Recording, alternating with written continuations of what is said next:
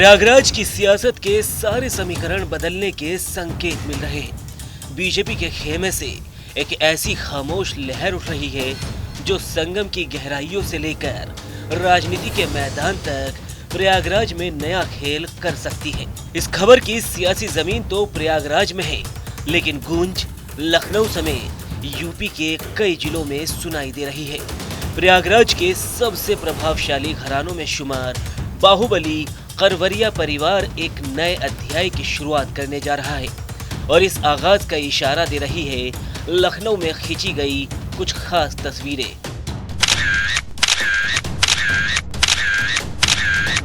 UP के मुखिया और मुख्यमंत्री योगी आदित्यनाथ ने एक्स हैंडल से एक तस्वीर पोस्ट की है। 3 जुलाई की इस तस्वीर में लिखा है, मुख्यमंत्री श्री योगी आदित्यनाथ जी महाराज से आज लखनऊ में पूर्व विधायक श्री उदयभान करवरिया जी ने शिष्टाचार भेंट की। इस अवसर पर उनके पुत्र श्री सक्षम करवरिया जी भी उपस्थित रहे। सक्षम करवरिया बाहुबली नेता और प्रयागराज की 12 सीट से 2 बार के पूर्व बीजेपी विधायक उदयभान करवरिया के बेटे, प्रयागराज की मेजा सीट से पूर्व बीजेपी विधायक नीलम करवरिया के बेटे हैं। सक्षम करवरिया ने अपने पिता उदयभान करवरिया के साथ मिलकर हनुमान जी की प्रतिमा मुख्यमंत्री योगी आदित्यनाथ को भेंट की। उस प्रतिमा के नीचे लिखा है, सप्रेम भेंट सक्षम करवरिया प्रयागराज। इसी तस्वीर को उदयभान करवरिया ने अपने फेसबुक अकाउंट पर शेयर किया। उन्होंने लिखा, मेरे पुत्र सक्षम के जन्मदिन की पूर्व संध्या पर उत्तर प्रदेश के यशस्वी मुख्यमंत्री श्री योगी आदित्यनाथ महाराज जी का आशीर्वाद तथा मार्गदर्शन प्राप्त हुआ। गौर कीजिएगा, आशीर्वाद और मार्गदर्शन, इसी मार्गदर्शन की कहानी अब आपको आगे बताएंगे। फिलहाल कुछ विशेष तस्वीरों पर नजर डालिए। भाजपा उत्तर प्रदेश के संगठन महामंत्री श्री धर्मपाल जी से शिष्टाचार भेंट हुई। इस दौरान भी पूर्व भाजपा विधायक उदयभान करवरिया के साथ उनके बेटे सक्षम मौजूद रहे। मुख्यमंत्री योगी आदित्यनाथ के साथ मुलाकात करने से 3 दिन पहले की ये तस्वीर है।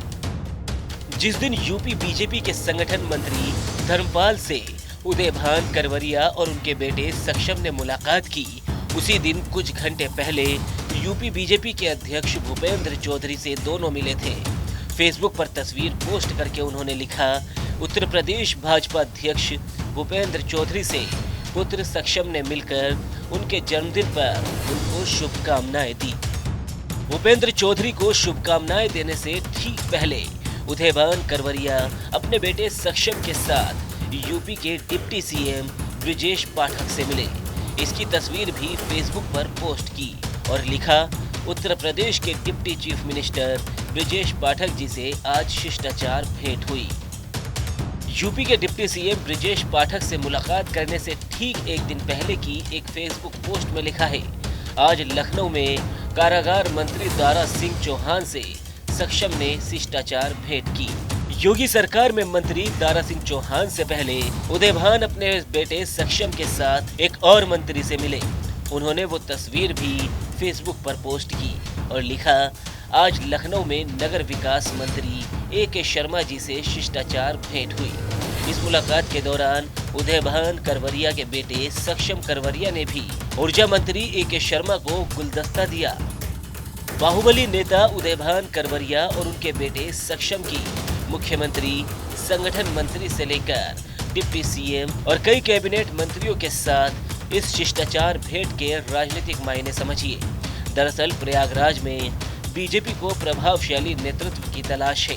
उन्हें ऐसा नेता चाहिए जिनका जनता के साथ सीधा कनेक्शन हो। ऐसे लोग जो राजनीतिक मोर्चे के पैमाने पर हर तरह से सक्षम हो। पूर्व विधायक पिता उदयभान करवरिया और पूर्व विधायक मां नीलम करवरिया के बेटे सक्षम करवरिया अब खुद को एक ऐसे ही सियासी खिलाड़ी के तौर पर पेश करने की कोशिश में है। उदयभान करवरिया खुद प्रयागराज की 12 विधानसभा सीट से 2 बार बीजेपी के विधायक रह चुके हैं। 2002 और 2007 में वो 12 सीट पर लगातार 2 बार चुनाव जीतकर विधायक बने थे। हालांकि 2012 के विधानसभा चुनाव में वो 12 सीट पर चुनाव हार गए थे। वहीं साल 2009 में उनके बड़े भाई कपिल मुनि करवरिया बीएसपी के टिकट पर फूलपुर सीट से सांसद चुने गए थे और उनके सबसे छोटे भाई सूरजभान करवरिया बीएसपी से 2009 में ही एमएलसी बनाए गए थे। 4 नवंबर 2019 को प्रयागराज जिला कोर्ट से कपिल मुनि, उदयभान और सूरजभान समेत उनके चचेरे भाई रामचंद्र को आजीवन कारावास की सजा सुनाई गई थी। ये सजा 1996 में सपा विधायक जवाहर यादव उर्फ पंडित को सरेआम गोलियों से छलनी करने के मामले में मिली थी। बताते हैं कि करवरिया भाई प्रयागराज में कई साल से बालू खनन का काम करते थे। मुलायम सिंह यादव की सरकार बनने पर जवाहर यादव झूसी से विधायक बने और उन्होंने करवरिया भाइयों के कारोबार को बंद करने की चेतावनी दी। इसी रंजिश में जवाहर की हत्या कर दी गई। बहरहाल कौशाम्बी से आगे प्रयागराज में अपना व्यापारिक और राजनीतिक विस्तार करने वाले करवरिया परिवार के लिए आजीवन कारावास की सजा किसी सदमे से कम नहीं थी। कपिल मुनि, उदयभान और सूरजभान करवरिया तीनों भाइयों को सजा मिलने के बाद करवरिया परिवार की राजनीतिक सक्रियता थोड़ी कम हो गई।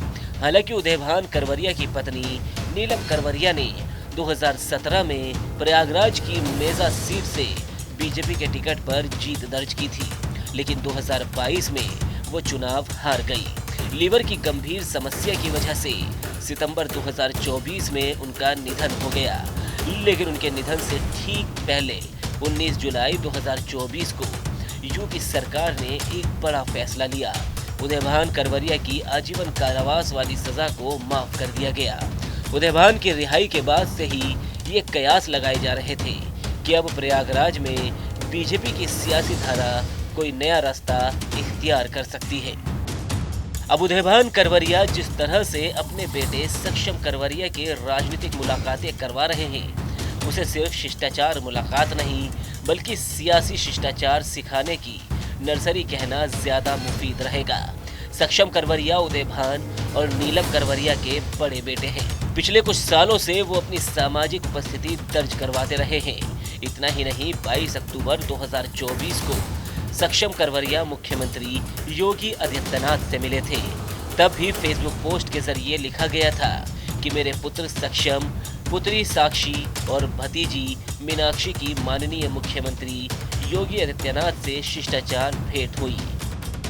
दिवंगत बीजेपी नेता नीलम करवरिया की काशी विश्वनाथ धाम की एक तस्वीर भी उनके फेसबुक अकाउंट पर पोस्ट की गई। नीलम करवरिया एक गो कार्ट गाड़ी में बैठी थी। उसमें लिखा है, सप्रेम भेंट सक्षम करवरिया, पुत्र नीलम करवरिया। काशी विश्वनाथ धाम से लेकर योगी आदित्यनाथ तक सक्षम करवरिया की इन सप्रेम भेंटों का राजनीतिक पटाक्षेप होने की शुरुआत हो चुकी है, क्योंकि उदयभान करवरिया सजायाफ्ता होने की वजह से संवैधानिक पद पर नहीं बैठ सकते और उनकी पत्नी नीलम करवरिया अब इस दुनिया में नहीं है। उदयभान करवरिया की परंपरागत सीट 12 विधानसभा क्षेत्र है और नीलम करवरिया की सीट रही है मेजा। अब देखना यह है कि बीजेपी प्रयागराज में करवरिया परिवार की नई पीढ़ी सक्षम को किन मायनों में सक्षम मानती है।